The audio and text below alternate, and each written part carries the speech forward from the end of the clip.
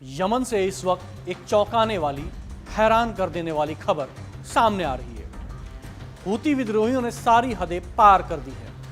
19 अक्टूबर 2025 को अंतर्राष्ट्रीय मानवाधिकारों की सरेआम धज्जियां उड़ा दी गई। हूती आतंकियों ने राजधानी सना में संयुक्त राष्ट्र के दफ्तर पर धावा बोला और न सिर्फ छापा मारा, बल्कि वहां काम कर रहे 20 कर्मचारियों को जबरन उठा कर ले गए। जी हां, ये वही कर्मचारी हैं जो युद्ध से तबाह यमन में जिंदगियां बचाने के लिए काम कर रहे हैं। इन 20 में से 15 विदेशी हैं। मतलब ये हमला सिर्फ यूएन पर नहीं बल्कि पूरी दुनिया पर है। और शर्मनाक बात यह है कि इनमें से अब तक केवल 11 लोगों को छोड़ा गया है, बाकी आज भी उनके कब्जे में है। ये कोई मामूली घटना नहीं है, ये सीधा सीधा अंतर्राष्ट्रीय कानून का मजाक है, तटस्थ संस्थानों पर हमला है और दुनिया को खुली चुनौती है।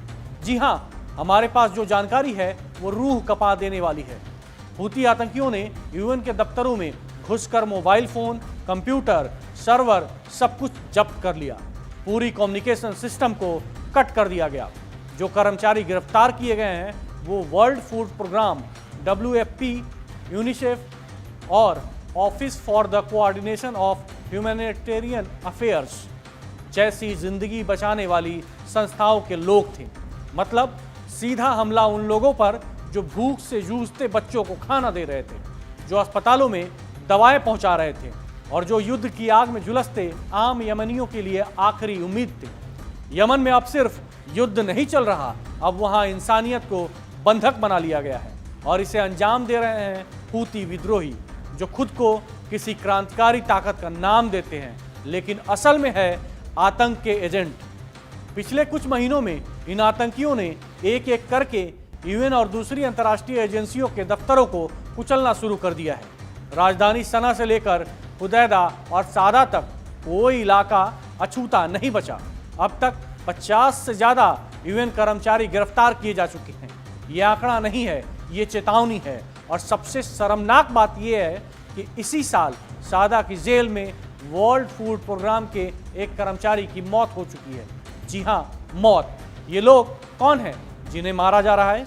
ये वो लोग हैं जो यमन के भूखे बच्चों के लिए खाना लेकर जा रहे थे। ये वो लोग हैं जो बमों से जले हुए अस्पतालों में दवा और उम्मीद पहुंचा रहे थे और अब उन्हीं को जेल में डाला जा रहा है, मारा जा रहा है। अब सवाल ये नहीं कि हूती ऐसा क्यों कर रहे हैं, सवाल ये है कि दुनिया अब भी चुप क्यों है?